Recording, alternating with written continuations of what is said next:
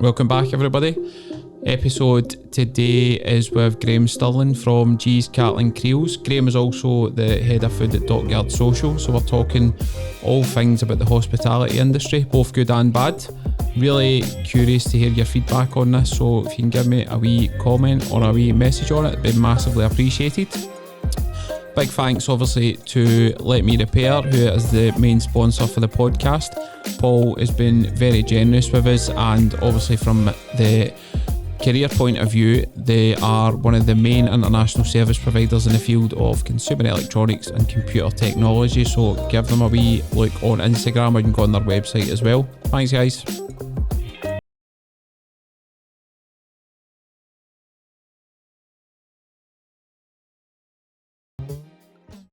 Graeme, finally got you here. Finally here, after mate. a few weeks. After a few weeks of coming and going. Back and forward. It's good to be here, though. It's good to be here.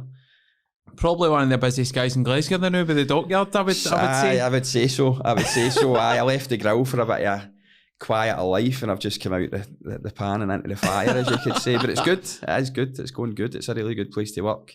And Scott, the general manager, I've known him for a few years. Mm-hmm. Really good guy. Kyle, the owner, also a really good guy. Heart's in the right place, you know. Want to treat their staff well. We're paying people way more than anybody else in the city, which is really good. It's just a really good place to work. It's a good place to work. Everybody's treated well, which is really rare in hospitality. You know, it can be quite a ruthless industry.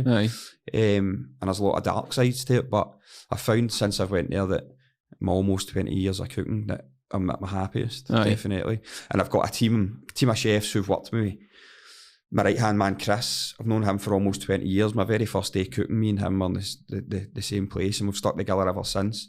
He's there with me, absolutely loving it. And then I've got a couple of girls that I've worked with for a few years, a Brazilian girl and a Polish girl. They've came, they're absolutely loving it. So it's going really, really well. Brilliant. And it's just a completely different atmosphere from your regular restaurant. I mean, where else can you go where you can go in with your mates, you can get, you know, really good drinks, really high standard cocktails, and then you've got 10 vendors from food all around the world, and you can have wee small plates, everything. It's just a really good idea. Do you know what I mean? Definitely. And it's growing and growing. Do you know what I mean? It's considering when you were talking about other places with 80,000, 100,000 followers, we're only sitting at 16,000 followers, but we're getting 2,000 people through the door every weekend. So the product speaks for itself. Do you know what I mean? 100%. And obviously you've got Cattles and Creels, but G's Cattles and Creels. G's Cattles needs and to Creels. be the G's there because there's another one and I don't want any.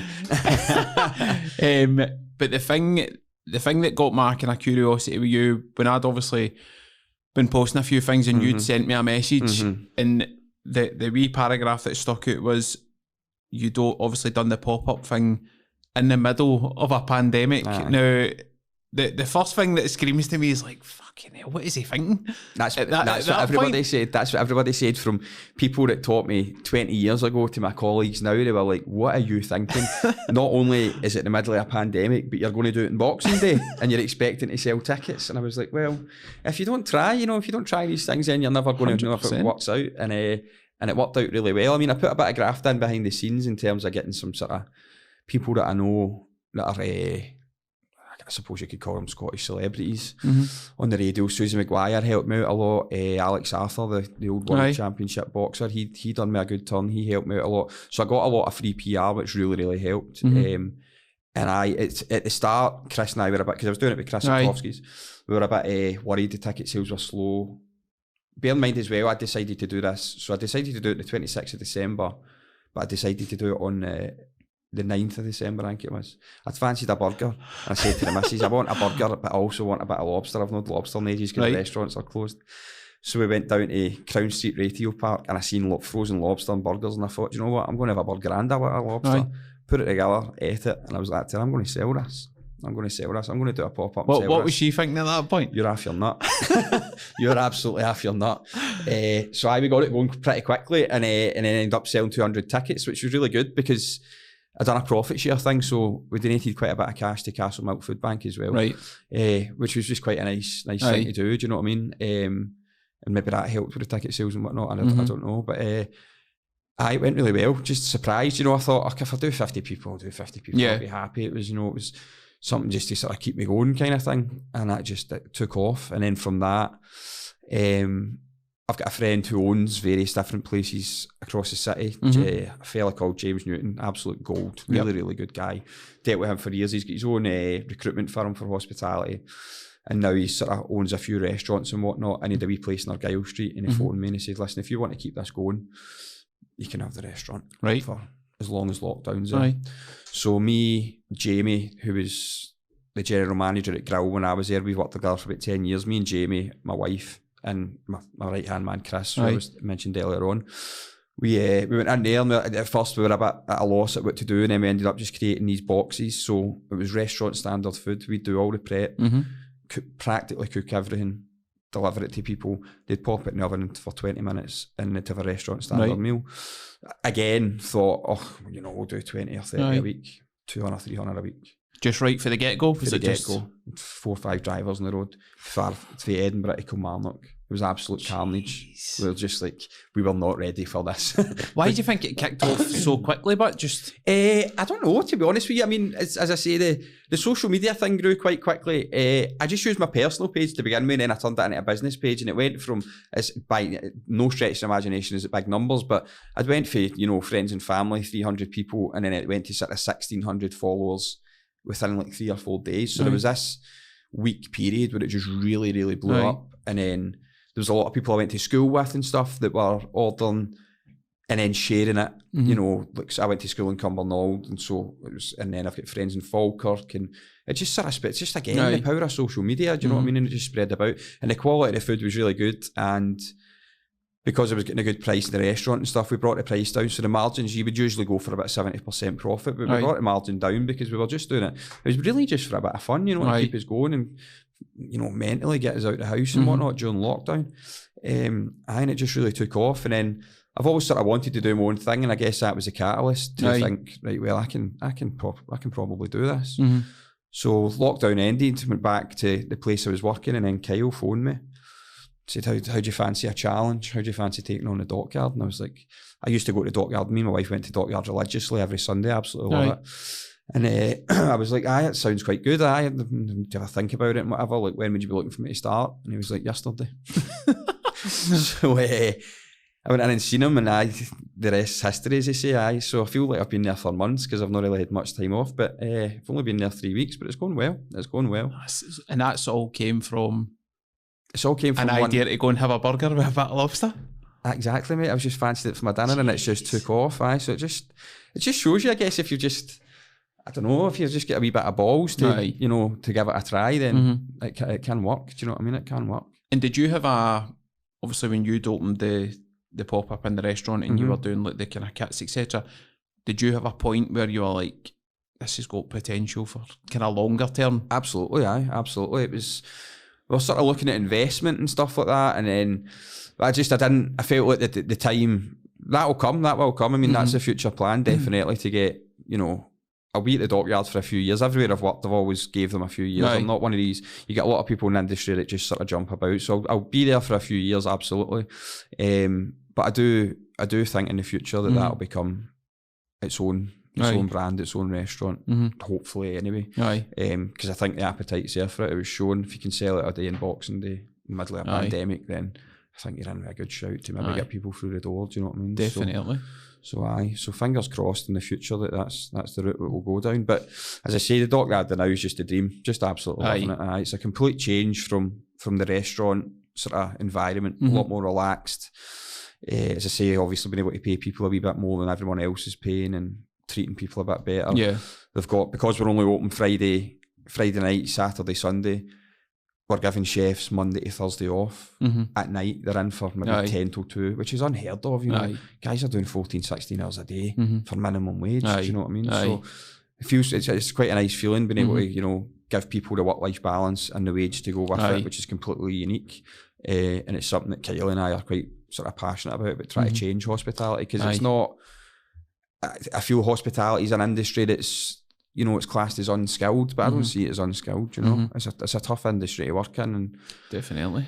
There's the proof's in the pudding now with the staff shortages and stuff. There's just not a lot of people wanting to get into it because of the long hours, and then there's a lot of dark side to it as well. Do you know what I mean? People are doing long hours, they're not getting a lot of money, the mental health thing, and then, you know, there's a lot of addiction problems in kitchens, and do you know what I mean? So we've got to try and change that bit by bit. It's a big job, obviously, but if we can do our own wee bit, then hopefully the team that we build, they'll spread out and they'll try and recreate what we've created, and hopefully maybe 5-10 years down the line you'll see the change that hospitality needs. Do you know what I mean? Because it does need to change. Yeah, it does need to change. And see from your point of view, obviously moving to the Dockyard and having a good team beside you is a massive help. But what are the challenges that you then face from what you had obviously in the restaurant with the pop-up team moving? Because it is massive in the Dockyard. Obviously it's mobbed whatever night it is open, but what are the main challenges that are facing you now that you're in there? Again, it's unfortunately it's staff. I've got my core team, which are absolutely solid, but it's trying to fill the gaps of, you know, the younger commie chefs that come in and they're just young guys, and it's completely understandable, and they're just a wee bit like sort of rabbit in the headlights, you know. They've maybe worked in a wee restaurant doing 20-30 covers, and we're getting them in and you're like, right, there's 1,500 people coming through the door at the weekend or whatever. So I mean, that's the biggest challenge now, but that will come with time, and then just readjusting to not doing lunch and dinner service, you know, and the classical sort of restaurant setting. I mean, you go in there on a Tuesday and you're what? It's a warehouse. We're not like a warehouse. You know, we're feeding 2,000 people nearly out of a warehouse. It's a bit of a culture shock, but it's in a good way, do you know what I mean? And as I say, I've known Kyle and Scott for a good few years. Kyle and I have spoke about doing things on and off for a long time. I was head chef at BBC Scotland for a while and wanted to do some work with him then, and it never materialised. And so it's just trying to get it all together and get it going good. But today we just got a really good news today. We're doing a stint over the summer holidays with a charity called Peak. Right. So they help disadvantaged families with a hot meal or 2 hot meals per day. And we've sort of got the contract for that, which is amazing. Yeah. So we're hoping to feed, I'm hoping to feed maybe about 1,500 families a week. Brilliant. Which is quite a big job in itself. But it's really good. Do you know what I mean? It feels really good to be doing something like that. And it's, you know, that's what the Dockyard's about. You know, that's what the Dockyard's about being charitable and, you know, helping people. And so we're looking forward to that. That's amazing. Absolutely amazing.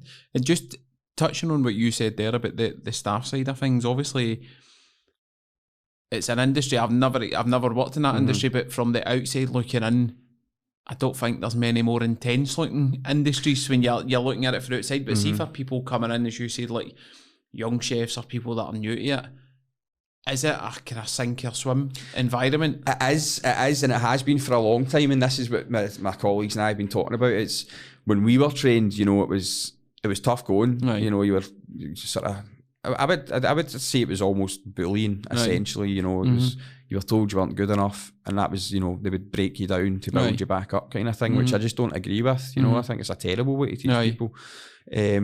But that was just a done thing in the industry for years and years and years.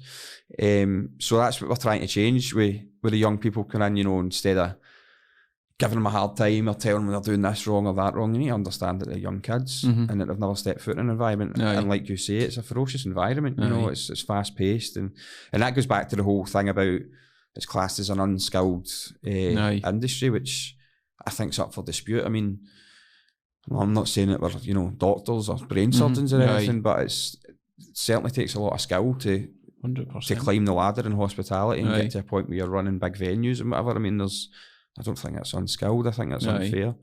And then obviously like the Brexit thing and stuff sort of really not helped with staffing, and so there's a real staff shortage now. I mean, I'm advertising positions that were getting advertised before lockdown for, you know, minimum wage, and I'm putting £2 an hour on it, and they're getting 3 CVs. That was 5 years ago. I wouldn't be able to read every CV I got. You know? So there's been a real swing in it, and so it's quite a tough time for the industry. But I'm sure we'll ride it out and get there. But that said as well, though, it's a good time for Glasgow. There's a lot of good restaurants opening. Kilbrook got the Michelin star. It's starting to become the destination that, in my opinion, it should have been for a long time. Edinburgh has obviously been the king of the castle for food in Scotland, but Glasgow's definitely catching up, which is good and encouraging for youngsters. You know, I think that gives them an idea that it's more of a career path than, you know, just like an unskilled job, or, you know, you just leave school with no qualifications and you can walk into a kitchen kind of thing, which you can. But I think it gives them a bit more confidence that, that there is, there's a real chance if you want to put the work in and make it, you can make a good life for yourself from it, Mm-hmm. But it is hard, but, most jobs are hard in somewhere or other, aren't they? Definitely. There's not an easy job in the world, No. And if it was easy, everybody would be doing it. Aye, that's it. And so from your point of view, how did you end up in that industry? By accident. Right. By accident, which is the story of most chefs, to be honest with you. So I was in 4th year at school in summer holidays, and we had a wee local hotel out in Steps, the Garfield Hotel. So I took a wee job on there just washing the pots in the summer, just for a wee bit of pocket money. Aye. When I'd intended to come back to 5th year, I wanted to be a history teacher. Mm-hmm. And then the kitchen's a really unique environment. There's a lot of camaraderie, there's a lot of banter, there's a lot of, as tough as it can be, there's a lot of fun, and and it just kind of sucked me in. And when it was time for me to go back to school, the head chef was like, you can go back to school or I can give you a common chef position. Right. I think you've got a bit of potential. It's up to you. Spoke to my mum and she was like, you do what you think wants to make you happy. And I was really enjoying it. So took the common chef position, and then, nearly 20 years later, here we are. It's been quite a journey. So I spent about a year or two in the Garfield, right, and then moved into the city centre, and then that's when I sort of started up in the game, doing the fine dining stuff. Moved up to Loch Lomond for a while, done fine dining there, Kilbrook. So sort of classically trained, and then went to Grill in the Corner. Ran that for about 5 years, 6 years. Took that on when I was 26. So I was the youngest head chef they'd ever had. And then at 27, managed to win Glasgow Restaurant of the Year and Chef of the Year at the same time, which obviously sort of catapulted my career. Yeah. Spent another couple of years there. And then that took me up to the sort of everyman thing in Princess Square with Jamie from the Grill. So basically the whole team from the Grill, we all moved at the same time to the cinema. Yeah. But then it just wasn't really for me. It wasn't the kind of environment I wanted to be in, and that sort of gave birth to the pop-up, helped out at Tofsky's, which is now led on to the Dockyard. So it was, like I say, stumbled across it. Yeah. Really. It was just a bit of pocket money. Yeah. Heart set being a history teacher, and then nearly 20 years later, I'm a chef. Aye. So. Total opposite end of the scale. Could not get any more opposite. You couldn't get any more opposite. Don't regret a minute of it though. Do you know what I mean? I've met some amazing people. That's a good thing with hospitality. It's such a melting pot of cultures and people, and we've made a lot of good friends from all over the world. And it is a really good industry. It's tough, but it is good. Do you think, from your point of view, when you won the awards, did you notice a change right away? I mean, certainly in terms of numbers coming through the door in the Grill, we noticed a bit of an uptake. Personally, I think it has helped me definitely in terms of the CV and stuff like that. I went to the BBC Scotland. I think probably in hindsight, looking back at the age I was still really young. Well, I say really young, I was still in my 20s when I took the BBC head of food for BBC Scotland. Again, another big job. I think without those awards, maybe that job wouldn't have became available. But again, that was contract catering, something that I wasn't really used to, so I didn't really enjoy that too much. So I was only there for maybe 6 months or something like that. But I think it certainly helped. Certainly helped. It's a good thing to have on the CV. 100%. It's a good thing to have on the CV, So. 100%. And would you put that as the kind of high so far for your 20 years? Aye, it's hard not to. It's hard not to. Although the past 6 months when we've been in, lockdown's been really tough and stuff, and then to sort of, I don't want to say flourish, but to sort of come over the adversity of lockdown and create this brand that really took off and stuff. That felt good. That was a career high, but it's hard not to look back on winning Restaurant of the Year and Chef of the Year at 27. That was quite. Did you find it daunting at that point, or were you completely chilled with it? I was just buzzing. I was just on cloud 9. Do you know what I mean? I was just in cloud 9. It was amazing. It was a good feeling. That age as well. Aye, exactly. I was just a kid. I was got to say, I think I was just dicking about at that age, to be fair. Aye, I mean, it was good. It was good. So probably the career high so far, but hopefully there's more to come. Well, not hopefully, there is more to come. Definitely. And I've always got to ask, what about the low points? Because everybody's got them. And I think I watch a lot of interviews and people just talk about all the brilliant things, but the world doesn't work like that. No. And there is always times where the shit hits the fan or something's went wrong. But for you, what's the kind of main ones that stuck out in your career? Well, it's funny you say that, because we're talking about how the career high was at Grill in the Corner and taking those awards and stuff, but the career low also happened to me at the Grill in the Corner. Right. It was an absolute monster of a restaurant, and I had 30 guys working underneath me. So for a 26, 27-year-old kid to come in and have to manage 30 people, some of which are guys at 40, and they're like, who is this guy? Why is he here? You know, it was completely merited. I'd spent, at this point, 10 years, 11 years working in the best restaurants in Scotland, so it's completely merited in the position, completely, you know, completely capable and done, you know, well, the proof's in the pudding with the awards and whatever.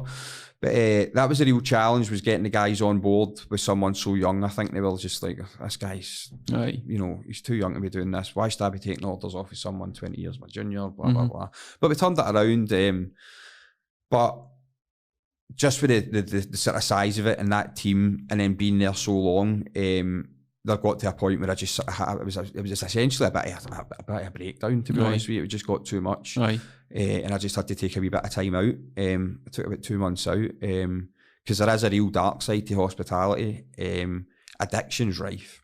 Addiction is just rife. From like positions top to bottom? Top to bottom. Top to bottom. I mean, and I'm, you know, I'm not going to name any companies or anything, but I'm talking top to bottom as in CEO to KPs. You know, and there's some companies that sort of encourage that lifestyle of, you know, work hard, play harder kind of thing, which is just not healthy, you know, for people's minds. And there's a real addiction problem, a real mental health problem in the industry that's just completely ignored. You know what I mean? It's just not, there's just not the resources there to help people that need help. Do you know what I mean? Do you think it's always been there, but it's just getting worse, or do you think it's just happened recently? Or? I think it's always been there to an extent, but probably, I think the drug side of things probably boomed over the last 10 years, as it has in most of society. And most, you know, we all know what the scene's like in Glasgow. It's everywhere, and particularly in hospitality. And then I think it gets to, there's almost this really silly bravado thing as well, where you hear,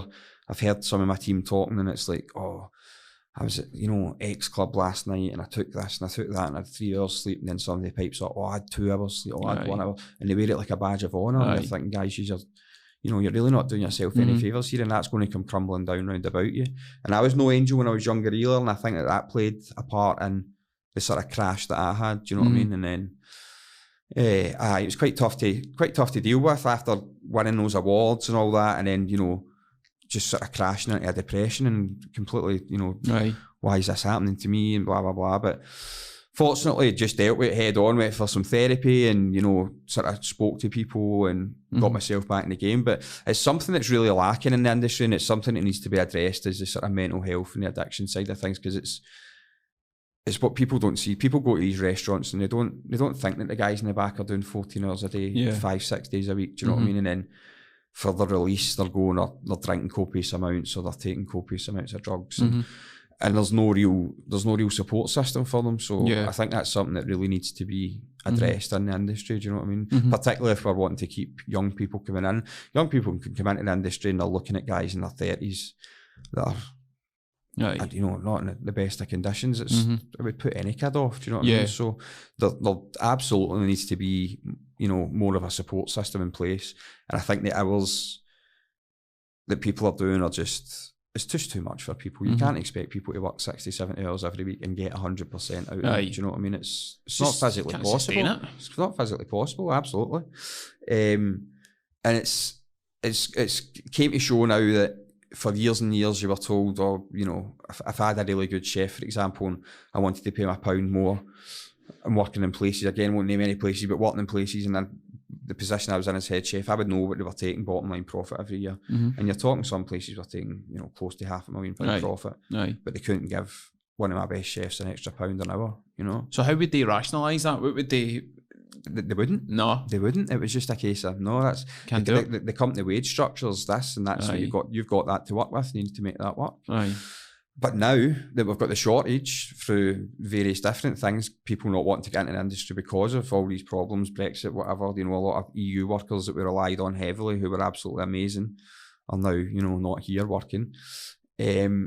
You'll notice that these companies, that the wage structure was set in stone, are now like, oh, well, actually, we can afford to pay £12 an hour. And you think, well, why couldn't you do that 5 years ago and we wouldn't be in this position? Do you know what I mean? So, it's a real funny time in hospitality just now. It's just everyone feels a wee bit uncertain, you know. And have you been in that position then of, obviously you're at Dockyard now, and you found that kind of space where you're happy and you're comfortable, but how long were you in that position of those kind of 60, 70 hour weeks and 14-hour days? 10 years plus. Aye. 10 years plus, aye. How could you manage that? Because that's a decade. That's like I mean, most people, you talk to people now doing whatever job, if they're doing maybe 45, 50 hours a week, you can see the visible stress after a couple of months. But from your point of view, did people around about you notice like a change in you, or were you just so my wife focused? obviously was, I was very focused, and I just got on with it. And I do love my job, do you know what I mean? So there was an element of, you'd be knackered during the week and you'd be thinking, why am I doing this? And then the Friday would come and you'd get everybody fired up. The Saturday would come, everybody fired up, and after service, everybody's pumped and adrenaline's flowing. And, and that kind of gets you through. But it gets to a point, I suppose, in your late 20s and your early 30s. And I think that's personally when I've started to grow up now that I'm in my 30s and reassess things and reassess what's important. And, family's more important than making some stranger in London £400,000 a year and whatever, do you know what I mean? And as you say, there's only so long you can sustain that lifestyle for. And that's why the problems that are in the industry, as I say, go back to the addiction problems and stuff, because people are using things purely because they need to, like, to get through shifts and whatever. And it's a great industry, but there's a dark side to it. There's a dark side to it. And do you think that's why there is such a turnover of people? Absolutely. Like staff-wise? Absolutely. People just burn out quick. There's some people that will be able to do it for 5-10 years, and there's some people who just can't. And there's nothing wrong with that. I mean, it's a lot to ask people to do. Yeah. That level of work. And at that pace, it's a fast-paced industry. It's demanding. It's non-stop. You're in at 9 o'clock in the morning. Some nights you're still there at 12 at night. It's really, really tough on people. So I think it needs to change. I think there needs to be more, there needs to be more money spent on staffing. There needs to be a bigger support network for staff. And it's just, there's got to be a lot of changes. But I think these changes are going to come, and I think that the next generation of chefs, i.e. myself, and the next generation of our owners like Kyle at the Dockyard, we've been through all that, and we don't want to put our trainees and our juniors and our commies, we don't want to put them through what we've been through.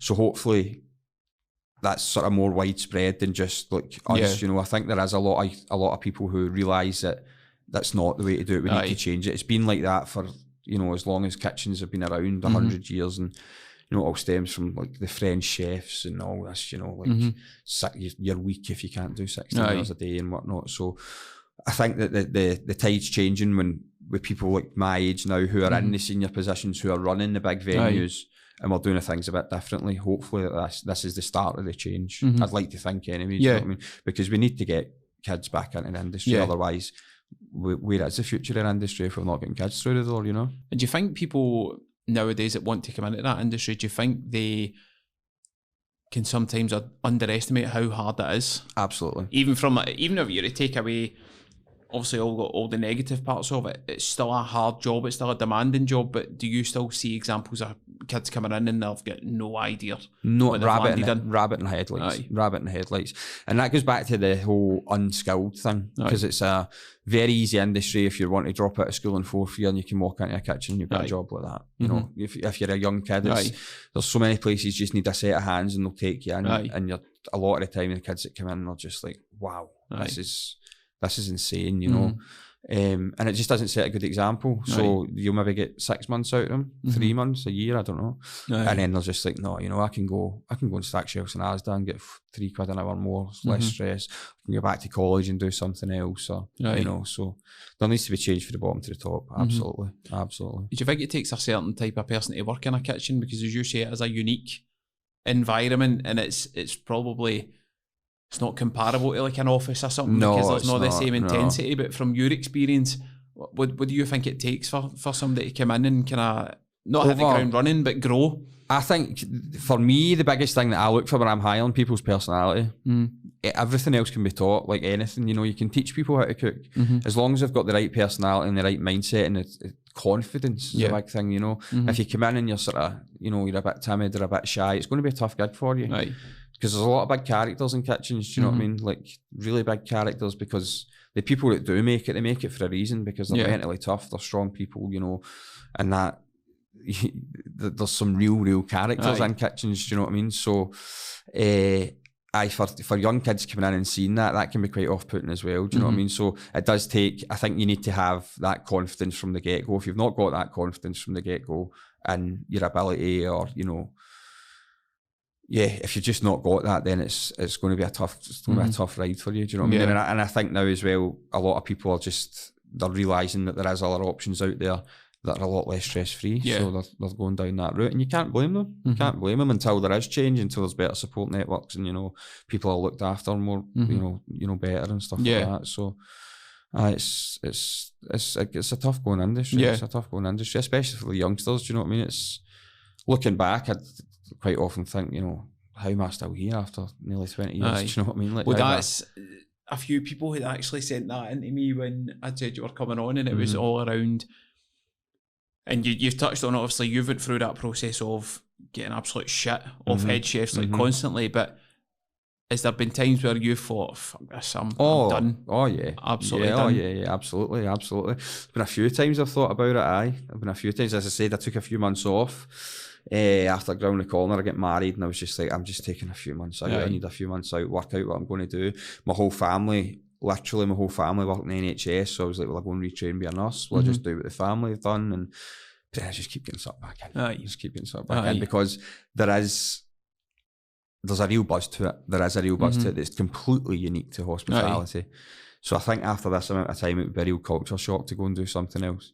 But then the other side of it is how many old chefs do you see? How many chefs do you see at 60-year-olds? There's a reason for that, you know. It's not something that you can be doing. You can't be doing 50, 60 hours a week, you know, running a kitchen when you get to that age. So there's the people that are making it in the industry, they need to have a plan. And this is where the Cattle and Creels things come from, the cheese Cattle and Creels things come from. That's, you know, the sort of nest egg for the future to build that brand up, and hopefully that's something that I can eventually get to the point where I'm just sort of overseeing things and I take a step back, because it's certainly not something that I'd want to be doing in my 50s and my 60s. And it's probably, you see so many of these programs on the tellies, when you know yourself, obviously it's fucking exploded with food and cooking programs and you name it, and you obviously watch some of these chefs and you see people in the kitchen getting fucking hammered, and you're sitting watching it going, they're not even reacting. I know. In their mind, it's as if,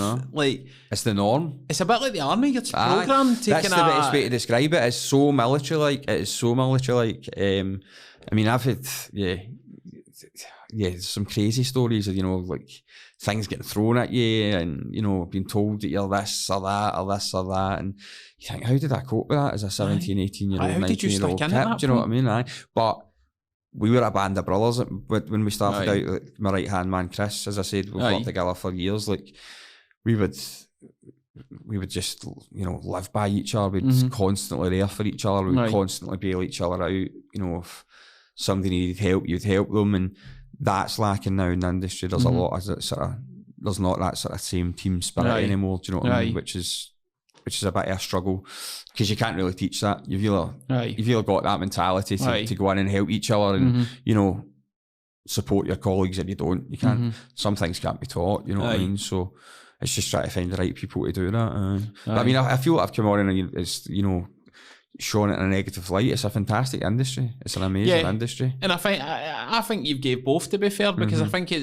you're obviously talking about the Dockyard, and we'll cover that off as well, but there is a brilliant side to it, but there's also that other side that people need to know about and talk about. It's important that people know about that, you know. I think it's important because it's been hidden, and it's not that it's been hidden, but it's just not. It's not something you don't go out for dinner and wonder what's going on behind the scenes. You know, you don't wonder about the guy that's cooking your steak, like how many hours he's done that week, or, you know, what substances he's gone down a hole in to get him through weeks or whatever. It's not something that you think about, but it's something that needs to be done. And it's not, the industry's not got a union as such, so there's no support there. Or there's, you know, people feel very isolated, I feel, do you know what I mean? And that's when it turns to, you know, drink and drugs and all that kind of thing, and it's, it just burns people out. So we'll flip for that to obviously you're dealing with you're the head of food now for the Dockyard. What's your own perfect kind of kitchen environment? Because you're in that position of bringing people in and creating that, but for you, what is that perfect environment? For me, the perfect environment now is the Dockyard, I'm not going to lie, because I've got complete, me and my team have got complete autonomy over the food. Obviously we've got some outside traders that come in and sort of rent their wee pods and whatever, but Kyle's he's very relaxed and he's very trusting in my ability and my team's ability, so this has really been the dream gig, because we've come in and it's just been, there's the menu, do what you want with it, which is any chef's dream, do you know what I mean? Because we can put our own stamp on it. And then the fact that we can change the menu every couple of weeks, we can create our own brands. We work with Two Gallus, I don't know if you're familiar with him, Barrington. He does all our creative design and stuff like that. So I could come up with a brand for, South American food, for example, and Barrington could have a whole brand design in 2 weeks, and we've got it up and away we go. So that's a chef's dream, and it's fantastic. It's really, really, really enjoyable. And then obviously being able to give the guys the time off so that when the weekend comes, they've got loads of time off during the week, so when the weekend comes, they're ready. You're not getting into a Friday night or a Saturday night with people that have done 40 hours already. Do you know what I mean? Do you notice that difference though when they're obviously in and they're fresh? Absolutely. It's massive, the difference. Everybody's got a smile on their face, which in a kitchen's rare. There's no many smiles in a kitchen. Do you know what I mean? There's no many smiles in a kitchen. So it's good. It is really good. It's been a dream gig. It has been a dream gig. And it's quite fortunate that Kyle, like I've sort of known Kyle on and off for years, and then he kept an eye on what I was doing during lockdown, and that sort of helped the getting us in there and whatnot. So I'd say that this has probably been the best move I've made so far, definitely. And that's the thing as well, obviously you're doing that in the background and you don't know who's watching and who's wanting to kind of have the idea of, I could put him in here. So you're kind of grafting away with an idea to keep yourself busy, but bigger picture, somebody saying, looking at you going, right, I know where I can put him. Exactly. It's that whole kind of... Exactly, circle of life. That's it, exactly. That's it, the circle of life. And if you put the work in, then it eventually will pay off, won't it? You know what I mean? And if you're doing it right, it will pay off eventually, So even if it does take 20 years, 30 years, whatever, you're going to get there eventually, do you know what I mean? It's like anything in life. You're not going to be... There's very few people are overnight successful. No. Very few people are overnight successful. And even at that, you've still got to maintain it for X amount of time if you're going to be that overnight success. Exactly. So we're talking then... making positive changes within that industry.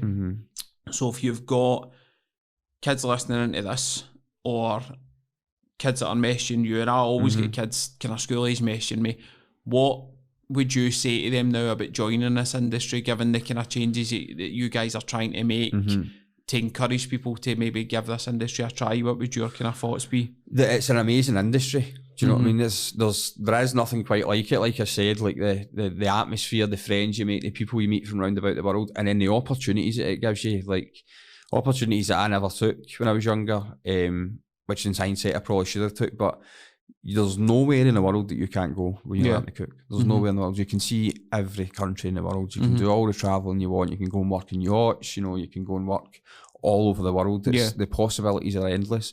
So for kids growing up in Glasgow, I grew up I'm a scheme boy, do you know what I mean? And most people that go into kitchens are, so there's very few jobs for someone who's maybe dropped out of school with not the best qualifications.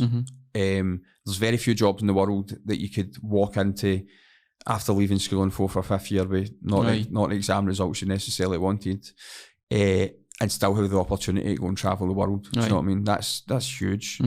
It's massive to be able to do that without university and degrees and all that sort of stuff. Do you know what I mean? So there's so many positives to the industry. Do you know what I mean? And as I said, the industry is changing and will change. Do you know what I mean? Our generation, we're working hard at making sure that these changes are happening to entice kids in and get kids in wanting to learn and teaching them properly and not belittling them, building them up, confidence. And the sky's the limit with hospitality. Do you know what I mean? The sky's the limit. It's a fantastic industry to get into. It is a fantastic industry. And did you ever fancy that yourself, like going abroad?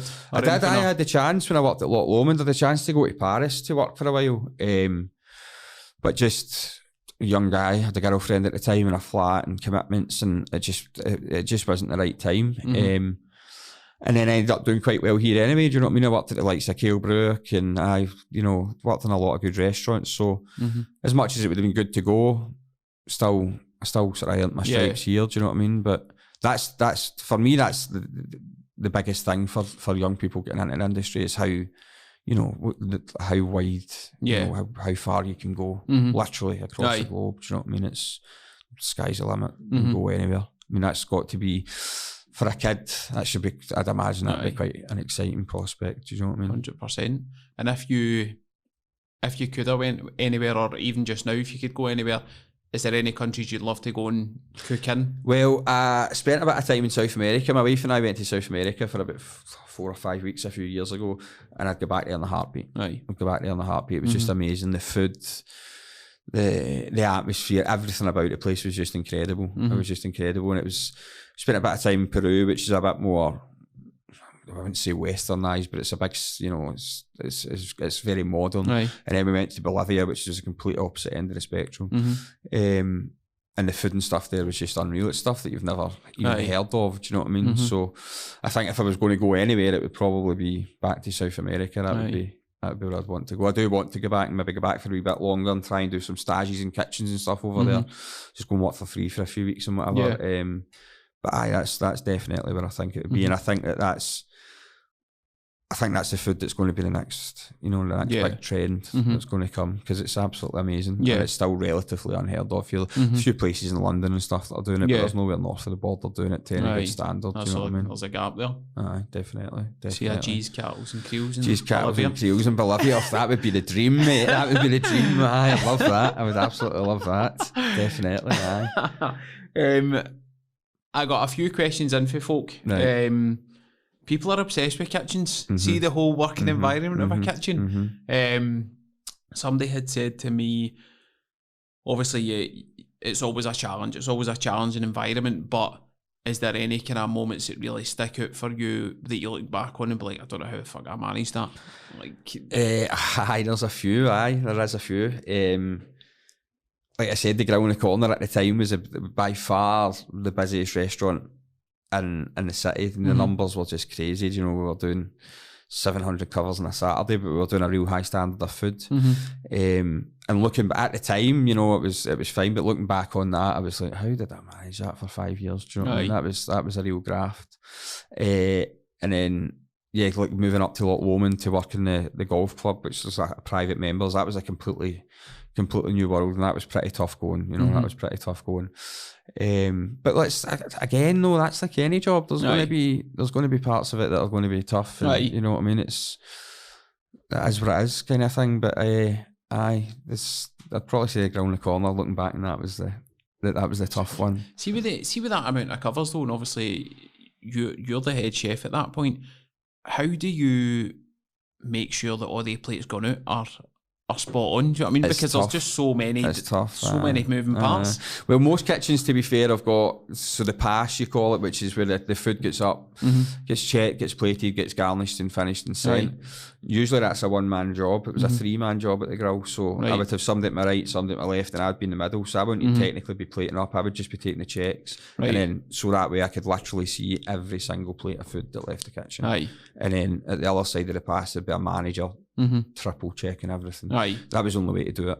But I mean, that was a massive team, and because we were so busy, we could afford to have that. A lot of kitchens can't afford to have that. Do you know what I mean? Could you tell? But see, after obviously you've been in this game 20 years now, but do you get to a point where you can just look at food going out and be like, that's not right? Oh, absolutely, straight away. You just know. You just know. The Dockyard, though, to be fair, that's a challenge, because obviously I've got, part of the deal was I had my own brand there. That was, Kyle was really, really sound with that. So he's like, you can have your own brand, but I want you to be head of food as well. So that's a real challenge, because I've got my own brand to look after, but I've also got the whole of the Dockyard to look after.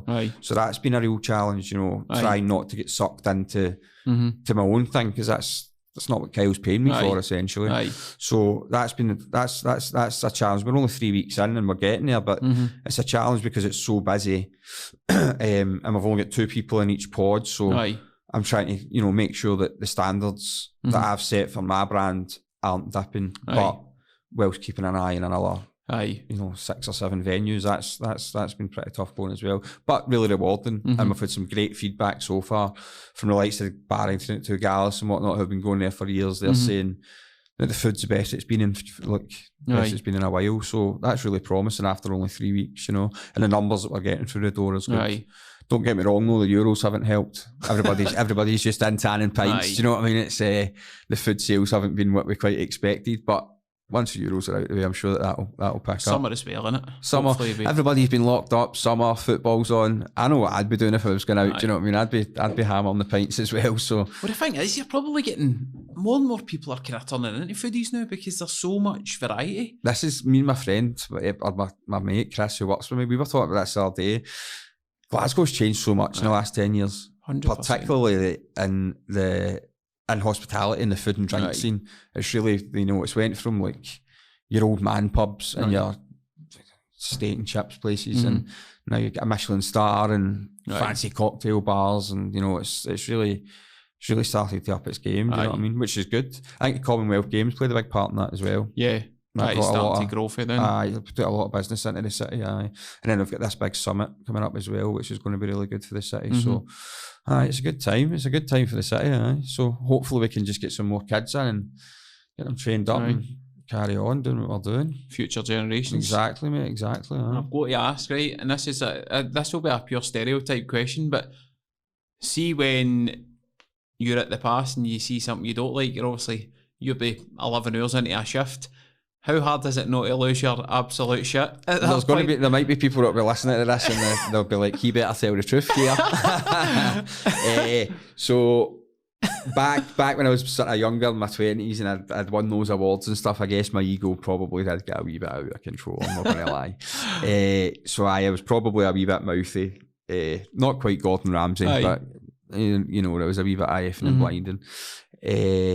But now that I've sort of, that was a while ago, and now I make a point.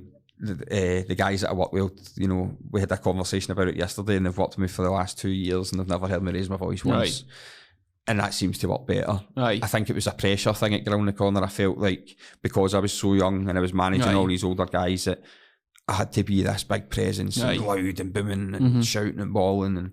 But that didn't do my mental health any good. I was going up the road at night, because that's not me as a person. I'm a chilled out guy, do you know what I mean? So I'm acting like this animal during service. This isn't effing right, and this isn't right, and get this done and get that. And I'm going up the road at night to the wife, and I'm like, I can't keep doing this. Did you feel you had to, but with that team? I felt I had to. I felt it was the only way to get the standard of food done. And it was quite tough as well, because I'm quite a friendly guy, and I like to be, I like to, socialise with people and be friendly with people, and it just wasn't possible. You couldn't be sitting and after a Saturday night and you've maybe, had a go at a few people, and then you're sitting having a pint with them, they'd be like, yourself jog on, mate, you're a prick, do you know what I mean? You've just shouted at me for 3 hours and you want to have a pint with me, do you know what I mean? So that meant, that's why I've gone back to the sort of, when I had a wee bit of this sort of bit of a crash, that was why, do you know what I mean? Because I was having to be this person that it just wasn't me, do you know what I mean? And I think that happens a lot in hospitality. I think a lot of people feel that they need to have this bravado and really loud presence and shouting and bawling, and it's really not good for anybody. It's not good for the staff, and it's not good for you as a person. Do you know what I mean? As I say, I was going home at night to my wife, and I was just like, I can't keep doing this. I can't keep being this guy. I'm not this bad guy. Do you know what I mean? Because I'm not. Do you know what I mean? I'm not a shouting baller. I don't want to be belittling people over. At the end of the day, mate, it's lunch and dinner. It's food. We're not performing open heart surgery. Do you know what I mean? You're making somebody their scran. Do you know what I mean? So it was quite tough. It was quite tough, and it was quite difficult to find that balance of sort of firm but fair. Do you know what I mean? But I feel like I've got there now. And I think it's testament that the guys that are working with me, Chris has worked with me for 20 years on and off. The girls have worked with me for 2-3 years. I think that's testament. That's quite unique in hospitality, to have a team for that length of time. So hopefully I've turned the corner and I'm not that much of a prick anymore. Feedback when this goes out. Exactly. When you see the comments, they're like, no, you're still an arsehole. I see from a chef point of view, who's your inspiration? Who do you look to when you're looking for a wee bit of inspiration for somewhere? So actually, the best piece of advice I was ever given was when I was in Malmaison, and it was the sous chef at the time, and he'd asked me if I'd ever, you know, you familiar with Chef Anthony Bourdain, the chef who killed himself a few years ago. He's got the Netflix. That's right. Yep. So the sous chef at Malmaison had told me, he says, you know, you can read all these cookbooks and you can do this and you can do that. He said, but the one thing you need to read is a book called Kitchen Confidential. I don't know if you're familiar with it. No. If you're not, you should read it. Right. And it's Anthony Bourdain, and it's his life story, and it's no holds barred. Right. He talks about the amount of cocaine in the industry, the amount of heroin in the industry, the amount of alcoholism in the industry, the unfair hours, the stress, and he just does not tart it up in the slightest at all. You know, he tells it as it is. And that was invaluable for me as a kid, for that sous chef to say to me, listen, you can hear all these stories, you can watch your Gordon Ramsays and it's all glamour and it's all this, all that. He says, that's not the industry, man. Read that. He gave me the book. Read this book and let's make your decision from this, because this is what you're getting into. This is the real hospitality. You know what I mean? There's drugs everywhere. There's temptation everywhere. There's addiction everywhere.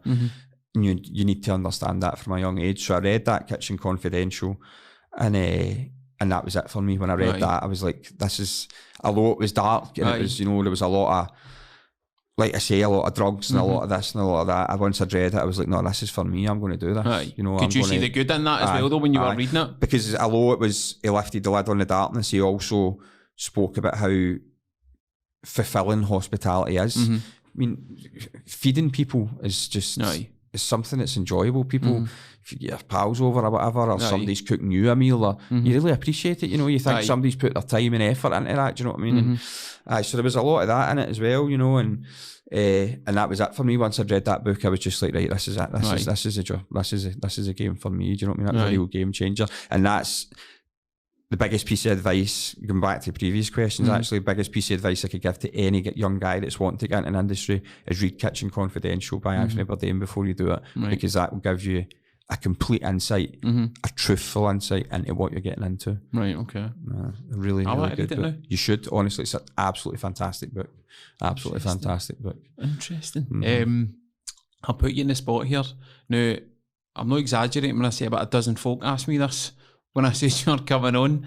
So I've said, ask him if he was to pick any 3 people in the world to cook for, who would it be and why? It's a classic question, isn't it? It's a classic question. So I'm a bit of a movie buff, so I'd like to sit down with De Niro. I think it'd get some good stories out of him. And then Anthony Bourdain, obviously, unfortunately, passed away, but he's my absolute idol. He's the reason I'm still in the industry. And then the third one, who would the third one be? Henrik Larsson. Henrik Larsson. It wouldn't it be Larsson? What would you make them? Oh, but you've me on the spot now. I know, because that's a varied crowd. Do you know what I mean? You know. Well, we'll go starter and main. Starter and main. What would I make them? I would just go Scottish. I would go hard with the Scottish stuff. Fresh shellfish. What I do already. Do you know what I mean? And then lobster. I would need to get them some nice fresh Scottish lobster as a main course. Just keep it simple. Do you know what I mean? Some good wine. And then finish with cheese. I'm a cheese fanatic. Got cheese to draw in my fridge that my wife goes crazy with. The smellier the better. She absolutely hates it. So you would probably go with some nice Scottish scallops or something to start. Lobster main course, and then some nice smelly cheese and a good bit of wine. Then maybe a wee bit of Buckfast, introduce them to the Glasgow wines, you know what Cocktail. I mean? Exactly. Aye. Oh man, a question I always ask everybody that comes on. The whole point of this is to speak to different people, doing whatever they're doing, career-wise, business-wise, and enjoying what they're doing. But always ask my guests if there's anybody they think would be good to come on and share their own journey or story, whatever it is they do. Absolutely. I'm going to put Kyle Steele on the spot here, the one at the Dockyard. I think Kyle will be a fantastic guy to have on. He's got a great story. I'm not going to lift the lid in any of it, but this guy could write a book. This guy could write a book, and how the ups and downs of the Dockyard and the uncertainty and the certainty, and he's really got a good story to tell. He's really got a good story to tell. I would absolutely, he would be the one that I think that you should get on. Kyle would be a real good storyteller, and he's naturally a very good storyteller. He's very energetic. He's a good guy to be around. Brings good vibes. He's a good guy, and he's the story of the Dockyards It's a spectacular story. Can I say no, can he? We'll have a June. Well, that's it. And I've put him in the spot. Kyle, you're up, mate. You're up. Oh, man. I finish it with one that's kind of... You might be able to answer both of these with the same story or not, but a few people had asked what your kind of biggest kitchen nightmare has been, but also we spoke about also the kind of crazy things that happen in kitchens. What is the most fucking bizarre thing that's happened in a kitchen? What's the most bizarre thing that's happened in a kitchen? Actually, worked at Loch Lomond Golf Club. So private members golf club. I think the fee was 6 figures a year. Jeez. Aye.